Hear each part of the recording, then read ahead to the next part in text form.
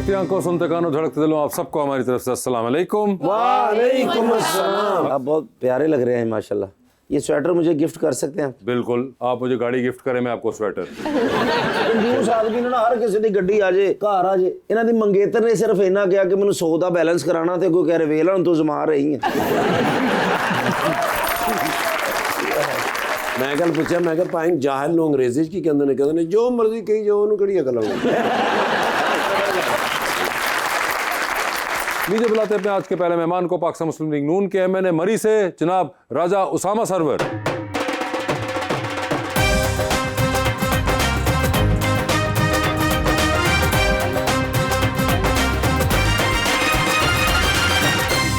और उनका साथ देने के लिए हमारी दूसरी मेहमान विजुअल आर्टिस्ट हाजरा अहमद।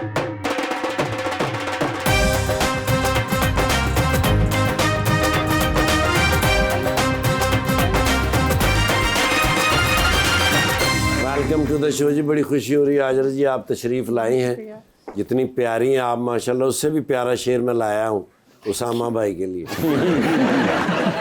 हवाएं सर्द हो जाएं या लहजे बर्फ हो जाएं, हम उसकी याद की चादर को खुद पे तान लेते हैं। अगर वो रूठ जाता है हमारी जान जाती है, ये सांसें जारी रखने को हम उसकी मान लेते हैं।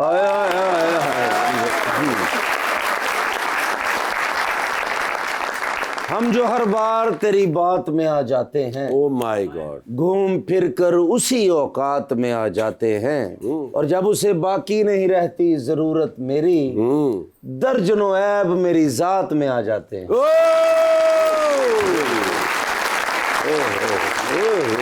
जी उसामा भाई, क्या हाल चाल है आपके? जी अल्हम्दुलिल्लाह, खैरियत से हैं? बिल्कुल ठीक ठाक सर। इलाके में बर्फ पड़ गई और आप वहां से निकल लिए। नहीं ऐसी कोई बात नहीं अल्हम्दुलिल्लाह। वैसे आपको ठंड वंड लगती है आम किसी जगह पे जाके? अब नहीं उस तरह तो नहीं लगती जी। जबकि सारे टूरिस्ट यहाँ से वहाँ जा रहे हैं, आप वहाँ से नीचे आ गए हैं। नहीं जी, आपके शो के लिए आए फिर वापस चले जाएंगे।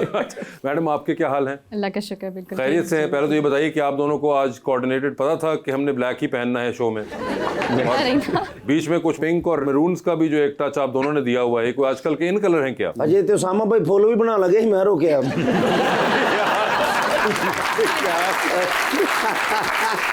पास आ जाओ तुम, शहवी ना शरारतें किया करो। एक इंसान बेचारा शरीफ सा आगे कुछ कह नहीं रहा, तुम ऐसे करते हो उनके साथ। ਤੁਹਾਡੇ ਸ਼ੋਅ ਦੇ ਵਿੱਚ ਆ ਕੇ ਲੱਗ ਰਹੇ ਨੇ। अच्छा बहुत शरारती ने सर। अच्छा। ओ मैं तो दस नहीं सकता। उसामा साहब ये क्या तस्दीक आप करेंगे इस बात को या नेगेट करेंगे? नहीं जी, वो मेरे वालिद मरहूम के साथ उनका बड़ा ताल्लुक था, वो उस सेंस में कह रहे हैं। अच्छा, उस सेंस में कह रहे हैं मैंने वो। देखा हुआ है। वैसे आजा जी, आपकी कभी मुलाकात हुई है पॉलिटिशियन से? बिल्कुल।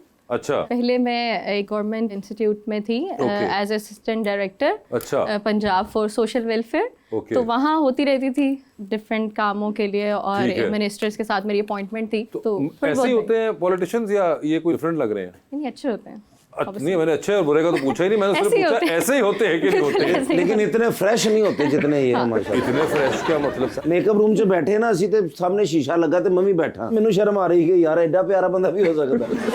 मैं अपने आप में देख रहे थे साहब, इस तरह के आपको कॉम्प्लीमेंट्स मिलते हैं? जी कभी कभी मिल जाते हैं ऐसे। अच्छा चलिए, ये तो हमारे सामने बैठे, और अमूमन कौन देता है? लोग दे देते हैं जी, लोग कहते हैं इतने यंग है मैंने आप। यंग तो कहते ही हैं, मगर साथ ये जो कहा उन्होंने कि फ्रेश और नहीं, वो गुड लुकिंग कह देते हैं जी, तो Good गुड looking लुकिंग कहते है हैं। आप, इस तरह की बातें कर देते होते हैं। मगर इनसे पहले आखिरी बार किसने कहा था? यूनिवर्सिटी के फंक्शन पे गए थे, वहाँ जनाना आवाज थी या मर्दाना? जनाना थी। मगर ऐसे मैं देख रहा था 2-2 फोन रखे हुए हैं आपने। जी जी इतना, यानी कि कॉलें आ रही होती हैं? जी, एक फैमिली के लिए और एक हल्के के लिए। अच्छा मैं कहा पता नहीं मरी बैलेंस करके देंगे जी। उदाहरण से ये बताएं, इंटरनेशनल रिलेशंस पढ़ा था, तो आजकल तो इंटरनेशनल रिलेशंस बहुत कमाल हुए हुए हैं जी। What is your take on it? अल्हम्दुलिल्लाह जी, Pakistan is doing very well जी। अब तो हर जगह में रेड कारपेट इस्तकबाल मिल रहे हैं। All the credit goes to the prime minister and army chief, और हम लोग बड़ा एक्सीड कर रहे हैं अल्हम्दुलिल्लाह। जियोग्राफिकली अगर आप देखें, पाकिस्तान इस तरह की जगह पे स्टेटेड है कि अल्हम्दुलिल्लाह ये अल्लाह की कुदरत है। हम लोग को अल्लाह का एहसानमंद होना चाहिए कि पूरी दुनिया वार्म वाटर एक्सेस मांग रही है, फिर अब न्यूक्लियर पावर भी है, मुस्लिम उन स्टेट्स में काउंट होते हैं। बहुत अरसे से है सारा कुछ, जियोग्राफिकली भी यहाँ पे हैं। मगर आप कभी साथ वाले मुल्कों के हालात चेंज हो गए हैं शायद? नहीं, आपने कभी इंडिया को इस तरह मुंह तोड़ जवाब नहीं दिया इस वजह से आपको रिकग्नाइज करिए पूरी दुनिया, क्योंकि हम डिफेंस भी देखते हैं तो अल्हम्दुलिल्लाह हमारे पास ऐसे बड़े डिफेंस कॉन्ट्रैक्ट्स आ रहे हैं, यू कांट इवन इमेजिन। लोग अब चाह रहे हैं कि हम पाकिस्तान आर्मी से सीखें, पाकिस्तान आर्मी का वेपनरी यूज़ करें। पूरी दुनिया हमारे साथ ऑन टेबल लाना चाह रही है, डिफरेंट डील्स ला रही है, हर मुल्क आपके साथ काम करना चाह रहा है। जी आर्या, आर्टिस्ट अक्सर वेस्टर्न आर्ट को पढ़ते हैं या फॉलो करते हैं, आपके काम में तो साउथ एशियन एक श्राइन कल्चर बहुत नज़र आता है, कैलीग्राफी बहुत नज़र आती है, तो वो इंस्पिरेशंस कहाँ से आती हैं, वो एलिमेंट्स कहाँ से आपकी प्रैक्टिस में ऐड होते हैं? मुझे लगता है एक आर्टिस्ट के लिए बहुत ज़रूरी है कि जिधर वो है उस स्पेस को अच्छी तरह देखे। तो जब आप एक स्पेस से बाहर निकलते हैं और आप देखते हैं अपने कल्चर में, तो हमारे कल्चर में हमारे दीन के साथ साथ हमारी तरीक़त में श्राइन सिंबल्स बहुत हैं, और श्राइन्स में हमें बेहद सिंबल्स मिलते हैं, उससे रिलेट कर पाते हैं लोग उससे। एक श्राइन एक ऐसी स्पेस है जहाँ सिर्फ आप अच्छा फील करते हैं, कामनेस। हमारे माशरे में बहुत ज़्यादा एक अफरा तफरी है, तो उससे आप रिलेट कर पाते हैं। तो जब मैं उन स्पेसेस में गई तो मैं उससे ज़्यादा रिलेट कर पा रही थी, तो फिर मेरी इंस्पिरेशन उधर से आई और मैंने वहाँ की आर्किटेक्चरल स्पेसेस को पेंट किया जो कि विजुअली रियलिज्म में नज़र आती हैं, और साथ ही साथ वहाँ के ऑरा को, कि ऐसी क्या पावर है या ऐसी क्या कशिश है जो लोगों को उन स्पेसेस में लेके जा रही है और वो कामनेस उनके अंदर एक तब्दीली ला रही है। तो उससे मैंने इंस्पिरेशन ली। ऑब्वियसली वेस्टर्न आर्ट पढ़ना बहुत ज़रूरी है, कोई शॉर्टकट नहीं है किसी भी चीज़ की, वो सारी चीज़ें करके ही इवेंचुअली आप उस तरफ आते हैं जिस तरफ आप आना चाहते हैं। तो उन सबको पढ़ के देख कर फिर मैं अपने कल्चर और अपने सोसाइटी में क्या चीज़ें ज़्यादा नज़र आ रही हैं उनकी तरफ आई। तो कितनी देर पढ़ा आपने, माशाल्लाह सीखा, कितनी देर सीखा, बाद में एहसास हुआ कि अब ठीक है मैं कर सकती हूँ? मैंने NCA से ग्रेजुएट किया 2018। मैंने भी उधर से ही किया है। उसके बाद ऑब्वियसली इट्स 2026 अब, तो तब से मैं पेंट कर रही हूँ और मेरा जो टॉपिक है that is shrine culture in Pakistan. और उसके बाद मैंने आर्ट हिस्ट्री में MPhil किया फ्रॉम पंजाब यूनिवर्सिटी, वो भी मैं लाहौर के। क्या फायदा, इतना कुछ करके बाद में फेल हो गया, MPhil। बहुत ही बुरी चीज़ है। MPhil किया हुआ है और उन्होंने NCA से ग्रेजुएट किया था जो कि नेशनल कॉलेज ऑफ आर्ट्स है। आप जिस NCA गए थे वो नेशनल कलेक्टर ऑफ आटा की यूनिवर्सिटी।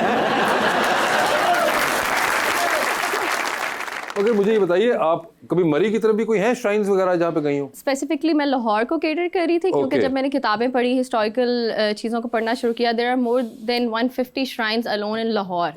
तो फिर उनको डॉक्यूमेंट करना शुरू किया। ऑब्वियसली मुल्तान साइड मैंने देखी है, इस्लामाबाद साइड के श्राइन्स भी देखे हैं और सिंध साइड के भी थोड़े बहुत देखे हैं, लेकिन मरी साइड के उस तरह भी मैंने। सर मरी में कोई है, कोई फेमस श्राइन वगैरह है? सही जी, पुराने गोलरा शरीफ बहुत एक बड़ा गोलरा के बहुत बड़ा सिलसिला है। इस तरह बहुत है, बाबा शाह लाल साहब, और ये काफ़ी उधर है जी, क्योंकि मेरी कॉन्स्टिट्यूंसी अब तक काफ़ी बड़ी है, कलर भी है उसमें, कहूटा भी है, कोटली भी है, मरी भी है, तो लॉट ऑफ थिंग्स दे जी। असम भाई, कभी मरी में बर्फ पड़ी हो तो आपने कभी वो पाँव के साथ घर बनाया? पाँव के साथ वो बनाते हैं ना, पूरा घर बना के पैर पर आके ना बर्फ बनाए, आपको नहीं पता? हम बर्फ हटाने वालों में से जी, हम बर्फ हटा के लोग नहीं, वो बचपन में होता था ना। स्नो मैन हो सुना था कि हाथों से बनता है, वो भी सर स्नो मैन मैट्रिक तो बाद होता, मैट्रिक तो पहले घर ही होता है वो।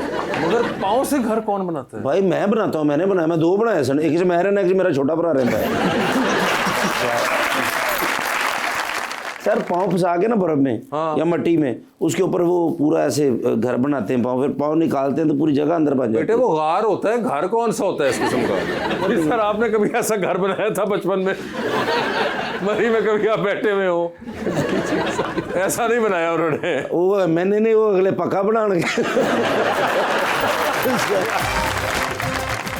घोड़ों का जी डिफरेंट एक ब्रॉटअप होता है हमारा गिलगित बल्तिस्तान वाली साइड, क्योंकि पथरीले पहाड़ होते हैं, मुश्किल होता है घोड़ों तो बड़ा मुश्किल है वहाँ पे। मुझे तो बड़ा वो समय कभी घोड़े पे में से आप जा रहे हो तो घोड़ा बहुत तेज जा रहा, तो घोड़े ने कह आहिस्ता हो जा, बंदे वेख रहे ने, इस तरह की कभी होता है ना, बेकाबू हो जाता है, हो जाता है कभी कभी। तो वो कैसे मैनेज करते हैं फिर आप? बस जी इसको कोई तरला मिनता करके रोक लेते हैं।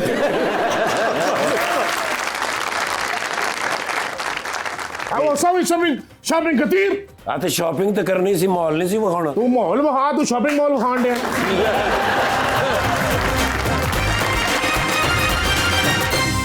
वेलकम बैक जी रबानिया। आज वैसे बहुत सारे फोटोग्राफर्स जो हैं वो भी श्राइन कल्चर को डॉक्यूमेंट करते हैं, उसमें और आपकी पेंटिंग्स में आपको क्या लगता है कि क्या फ़र्क है? मुझे लगता है कि सिर्फ मीडियम का फ़र्क हो सकता है एंड टेक्निक है कि आई डू एक्रेलिक, तो उसमें जो प्रोसेस है वो वही है कि पहले मुझे फोटोग्राफ ही करना पड़ता है।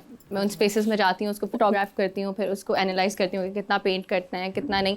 और फिर डिफरेंस ये है कि उसमें जो कुछ मैसेजेस या कुछ एलिमेंट्स मैंने ऐड ऑन करने होते हैं वो पेंटिंग के थ्रू आ जाते हैं। ऑब्वियसली फोटोग्राफी के थ्रू भी आ सकते हैं, बट मुझे लगता है कि ये सिर्फ एक मीडियम और क्रिएटिव फील्ड का डिफरेंस है, दैट्स इट, उससे ज़्यादा नहीं। वैसे मुझे बताओ साहब, आपको राइडिंग का भी शौक है? जी। तो ये राइडिंग आप क्या वहाँ पहाड़ों वगैरह में करते हैं या ज़मीनी जगह पे किसी? ज़मीनी जगह पे जी घोड़े शोड़े हमारे फार्म हाउसेज हैं जी। अच्छा, तो पहाड़ों वगैरह में नहीं, क्योंकि वहाँ का तो बिल्कुल ही और राइडिंग है। नहीं, उधर भी होती है, मगर उधर घोड़ों का जी डिफरेंट एक ब्रॉटअप होता है हमारा गिलगित बल्तिस्तान वाली साइड, क्योंकि पथरीले पहाड़ होते हैं तो मुश्किल होता है घोड़ों तो बड़ा मुश्किल है वहाँ पे। मुझे तो बड़ा वो समय कभी घोड़े पे में से आप जा रहे हो तो घोड़ा बहुत तेज जा रहा तो घोड़े ने कह रहे आहिस्ता हो जा, बंदे वेख रहे ने, कुछ इस तरह की कभी होता है ना, बेकाबू हो जाता है घोड़ा। हो जाता है कभी कभी। तो वो कैसे मैनेज करते हैं फिर आप? बस जी इसको कोई तरला मिनता करके रोक लेते हैं।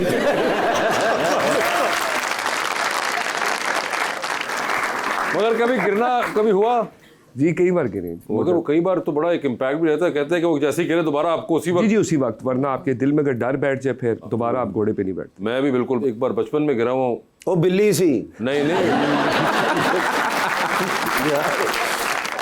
बरी में ही एक्चुअली आयरॉनिकली घोड़े से गिरा था, वो जो वहाँ पे होते हैं टूरिस्टी घोड़े। वो तो बड़े ट्रेंड होते और हैं। नहीं सर, मैं गिर गया था उससे, मैंने उनकी ट्रेनिंग का इम्तिहान लिया था। नहीं आप आए, हम आपको। नहीं सर, मैं नहीं आऊंगा, मैं इसलिए तो आज तक इतना डिस्टेंस रखता हूँ घोड़ों से अब।